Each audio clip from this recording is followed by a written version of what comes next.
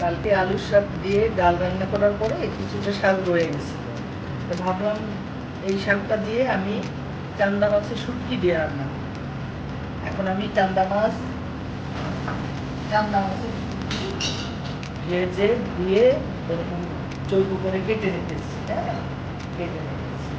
তারপরে দিব কয়েকটা আলু এরকম ডুমো ডুমো লম্বা করে কেটে রেখেছি।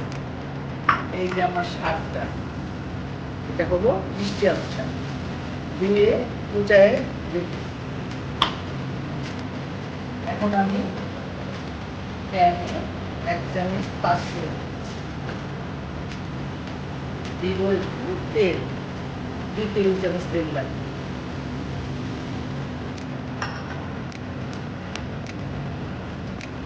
দিব একটা রসুন, খুব শর্টকাট ভাবে এটা করছি।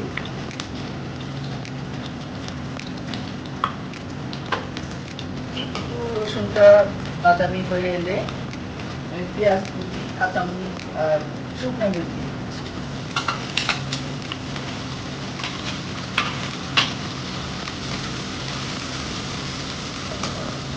যে কোনো কিছু দিয়ে রান্না করলে মজা লাগে।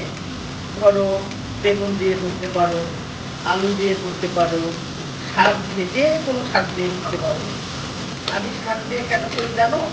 শাকটা খাওয়ার জন্য। এই শুটকি মাছের গানে গানে শাকটা খাওয়া হয়, সেই জন্য করি। তোমরা যে কোনো শাক দিয়ে করতে পারবে। লাল করে এসেছে পেঁয়াজটা, এখন আমি অল্প অল্প মশলা দিই, বেশি। আদা রসুন বাটা দিব 1 চামচ,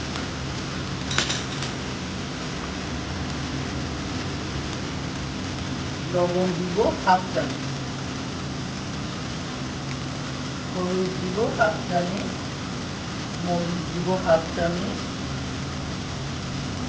ধনিয়া দিব 1/2 চামচ, জিরা দিব 1/2 চামচ।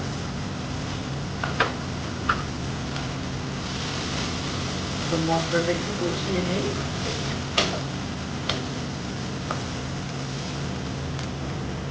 মশলাটা পুড়ে না যায়, পানি দিয়ে দিব।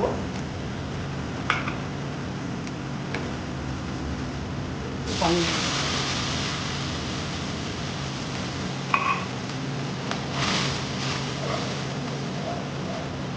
ভালো মশলাটাকে কষিয়ে নিতে হবে।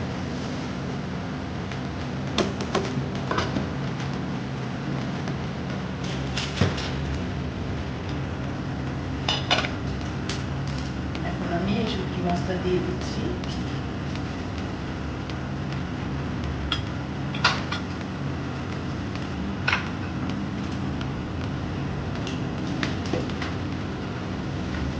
একই সাথে আমি আলুটাও দিয়ে দিচ্ছি, কারণ আলুটা সিদ্ধ হতে টাইম লাগে।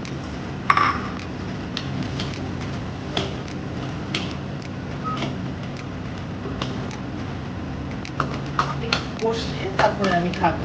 হ্যাঁ,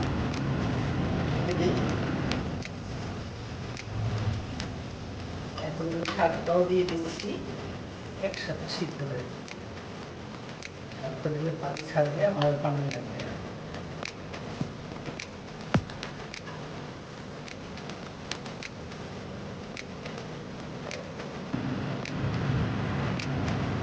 হয়ে গেছে আমার চান্দা মাছের শুটকির সাথে আলু আর শাক। একটু শাক পাতা দিয়ে দিলাম, ফাইনাল কাজ। এটা দিয়ে স্মেলটা ভালো আসবে, একটু গ্রেভি হবে।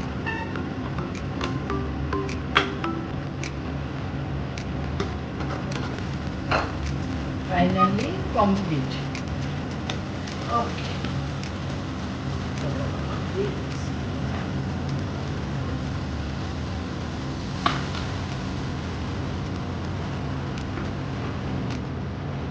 বন্ধুরা, হয়ে গেল আমার চান্দা মাছের শুটকি, শাক ও আলু।